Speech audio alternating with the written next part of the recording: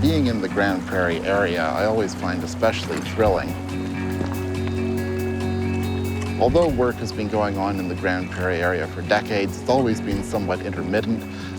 So in a lot of ways, Grande Prairie remains a new frontier in Alberta paleontology.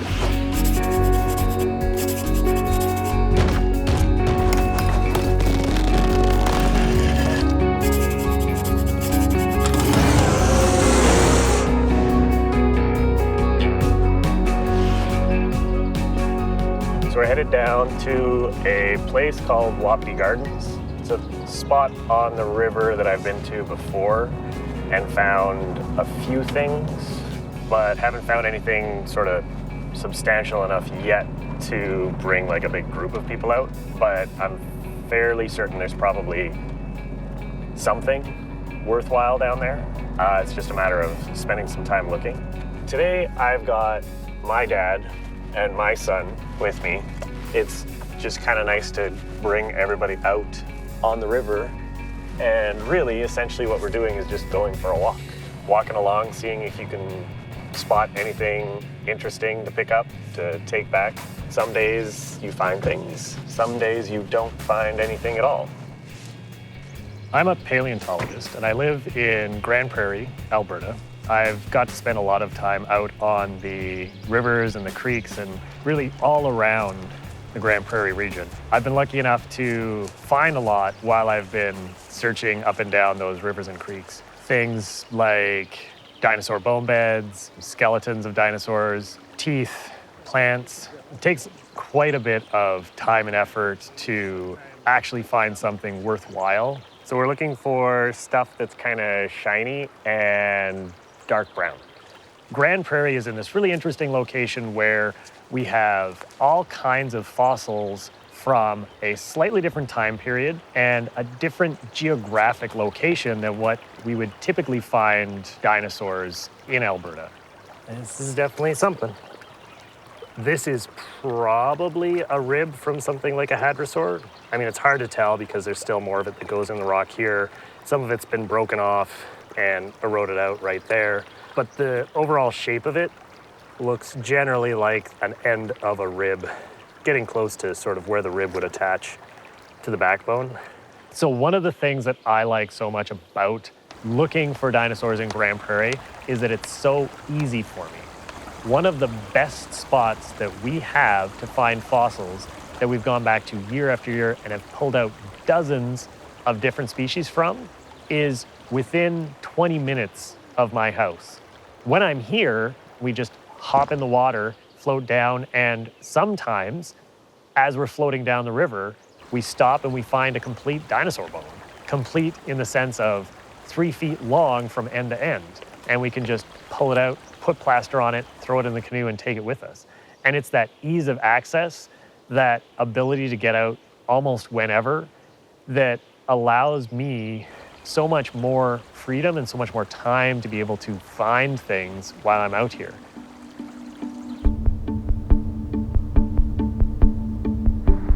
So the Philip J. Currie Dinosaur Museum is Northern Alberta's only dinosaur museum, and it's our job to study the dinosaurs in the region and raise awareness about the dinosaurs and the other fossil animals that were living in this area millions of years ago. I'm the assistant curator at the museum, so it's my responsibility to study the dinosaurs and be a resource for making displays and other outreach that we do here at the museum. So this is a cast of the southern species of Pachyrhinosaurus, but this is the actual dinosaur bone of Pachyrhinosaurus lacustae that was collected just south of us here and is about 73 million years old. So this is the collection space at the Philip J. Currie Dinosaur Museum, and it's where we store the bones that aren't actively being worked on in our preparation lab. So these are all fossils that we've collected in the past couple of seasons. This dinosaur site, the Pipestone Creek Bone Bed, has been worked by different institutions since 1986. And we've been collecting from it recently. We've collected over 450 elements from the site in the last 2 years. And this is a fossil with all of the rock that's still stuck onto the surface. So the fossil is basically underneath in this plastered jacket, plaster and burlap. And it is protecting and holding the fossil together until it can be taken into our lab to be fully cleaned and prepared and made available for study. The rocks we have here belong to what's known as the Wapiti Formation, and we're particularly interested in Unit 3 of the Wapiti Formation, which dates to 73 or 74 million years ago. So that's the age of the dinosaurs we're finding. And that's an interesting time in the Cretaceous. It's what's known as the late Campanian, so we're towards the end of the Cretaceous, but not at the very end. And at that time, sea levels were particularly high. The Grande Prairie area was farther from the ancient coastline and was essentially high and dry, so that here we have a continuous terrestrial record preserving dinosaurs and other land animals rather than marine reptiles. So the Grande Prairie area is a place that can tell us what was going on land during that interval of time when sea levels were high and places like Dinosaur Provincial Park were effectively inundated. Okay, so this is the Spring Creek bone bed near Spring Creek on the Wapiti River, just a little west of Grande Prairie. This site actually has an interesting history. It's been known for decades, and it was worked over a couple of field seasons by the Tyrrell Museum and Grande Prairie Regional College around 1990. And they collected dozens of really nice juvenile hadrosaur bones, disarticulated material, but very well preserved. And then the site disappeared. And it disappeared because the bank slumped down and it was covered in sediment. And it couldn't be relocated, despite multiple attempts, until 2018, when Matt Vavrick was out prospecting, stopped by this site, and to his surprise and everyone else's, was able to actually relocate the bone layer. So we jumped in eagerly, started excavating, collected, I believe, over 100 bones last year. And our job this time is simply to continue the excavation, to try to expose and collect more bones. Let's measure everything out. Here in Grande Prairie, we're always working near rivers, so this is quite a typical situation where we're excavating on a riverbank from strata exposed along the riverbed. And at this spot in particular, the riverbank is quite steep, so it's prone to slumping. In other words, rock is prone to falling down into our quarry and potentially onto us. So one way we're minimizing that is to, as much as possible, work our way along the edge at a shallow depth rather than digging a long way back, because that would result in a high, steep back wall of the quarry, which would be prone to collapsing. Here at Spring Creek with me today are 3 members of the field crew, plus a volunteer who is just with us for today. What we're looking for at this site is material from juvenile hadrosaurs. So hadrosaurs are duck-billed dinosaurs, and they had 2 main varieties, the crested ones and the non-crested ones. We think that it's maybe the crested ones that are here, but we still haven't found very many skull bones. Hopefully we'll find some more this year, which will help us determine exactly what we've got in this area, but we're hoping to find just about any kind of bones from this animal. I'm a master's student from Australia, from the University of New England, and I've come over to Grande Prairie to work specifically on this bone bed, as it makes up the bulk of my thesis. So we're looking at the juveniles within the bone bed, and what led them to be preserved here, and what implications that has for their evolution and their paleobiology. I'm from China. I'm a student of Colin Sullivan. So what I'm doing at this particular square is to take down the matrix or the mud layer by layer so that we can find some bone pieces like this rib fragment here. So I decided to come out and volunteer today because I've always been passionate about dinosaurs, and we've got so many great fossil sites around Grande Prairie. It's one of the things I love most about living here. I've been volunteering with the museum cleaning fossils for a few years now, and I'm really excited to actually get out and work in the field. When a fossil is first collected, it's typically covered in rock. It's often a bit damaged during the collecting process, despite our best efforts. So the work of someone called a preparator or a technician is to clean off the rock, repair any damage to the fossil, and essentially prepare it for research and display. Robin has been playing that role in our team. She assists us in the field, she assists us in the lab doing this work of preparation.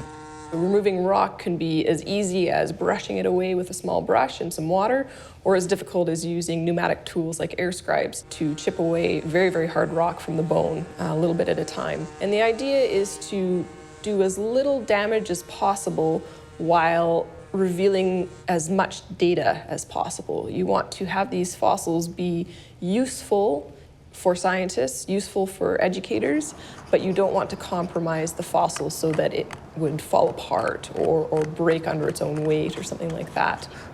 So this animal is a juvenile duck-billed dinosaur, a juvenile hadrosaur. It's a fairly young animal, not full-sized, but still a lot of big bones, as you can see. We've got kind of bits and pieces of the skeleton a little bit jumbled up here. Part of the chest area with the ribs here is still articulated, and you can see the shoulder blade over top, and there's actually even a little bit of skin impression on the end. Wow. And then other parts of the body have been pulled apart, disarticulated, so they're no longer in life position. They've been kind of sloshed around by the water, and we've got little bits and pieces kind of all over from, you know, a leg bone here. This is probably a fibula, one of the lower leg bones. Oh, yeah. This is probably a tibia, so these two, you know, kind of go together. Go together, yeah. Then we've got a couple of hip bones. This is a pubis. There's the front part of it here that faces forward, and then this is actually part of the hip socket area, and then there's this projection that goes backwards as well. And here we have probably one of the metatarsals from the foot, so part of the sort of flat part of the foot here. And then we've also got a big femur here from this end here. There's the head all the way down to the knee area, so half of it's actually underneath these ribs. So you think it is complete? Yeah, I think so, yeah. We're working in Grande Prairie right now because it's an area that has traditionally been understudied. A lot of southern Alberta, other areas in Alberta, have been extensively looked at by many different paleontologists for fossils. Northern Alberta has had less of that for several reasons, one of them being it's less accessible up there. Many of the rock formations are harder to get to. However, there's plenty of fossils up there, so being able to work these formations and find fossils in this area, it's very exciting because a lot of it's breaking new ground. We're finding new things and new data to add to our understanding of these animals. For my master's thesis, I am studying a dinosaur called Pachyrhinosaurus lacusti, which is a type of horned dinosaur from Grande Prairie, Alberta. And I am studying their skeleton, so everything but the head. And I'm trying to do a general description of their skeleton as well as make some inferences as to their posture, how they walked. I'm also going to look into their what we call ontogeny, which is the way that they grew. How big did they exactly get? What was their body mass? How did their bones change as they grew? So lately I've been focusing on what we call the forelimb and the pectoral girdle, so that's the front legs and the shoulder. And I've been looking for different features that can actually help us distinguish between different types of horned dinosaurs just by looking at the forelimb and shoulder girdle. Because until this point, for us to actually identify a ceratopsian dinosaur, we need to be able to find the skull. So if you find a specimen that doesn't have a skull associated with it, you can't identify it other than it's a ceratopsian, but you can't say exactly what group it belongs to other than that. So with me actually describing the forelimb and pectoral girdle, I can find different features in there that can actually help us in the future. So if a paleontologist goes and finds postcranial elements, they are able to identify it past just being a ceratopsian. I'm a graduate student at the University of Alberta studying vertebrate paleontology, and I work on functional morphology and biomechanical modeling of duck-billed dinosaurs. What I really like about biomechanical modeling is that it kind of brings the fossils back to life in a way. You can see them moving and you can see their structure and how it works together, and I think that that's just very interesting. The work that I do works mostly with the fossils themselves, but I use a lot of technology and softwares to help me out with it. So I do scan the bones to get 3D models of them, and I articulate them in the computer so that I can get a functioning 3D model of a limb or whatever I'm working on. Sometimes when you go to museums, they're in the galleries when they're mounted specimens. They're not necessarily in the right shape. Sometimes they would have actually had to have broken their arms to do that kind of movement that they have them in. So what my project is trying to do is putting a limit on that movement and trying to decide how, when they were alive, they would have actually been able to move and how powerfully they would have been able to do those movements. What I love about paleontology, and not even just dinosaurs, but paleontology in general, is that you get an appreciation for how old the Earth is and what has been here before we were even considered to exist on Earth. You can find fossils from hundreds of millions of years ago, and you can really see the progression of life through time. And when you stop and think about that and how long that took and how perfect the conditions had to be for every single piece to fall into place for us to be here or for dinosaurs to be here, it's just incomprehensible.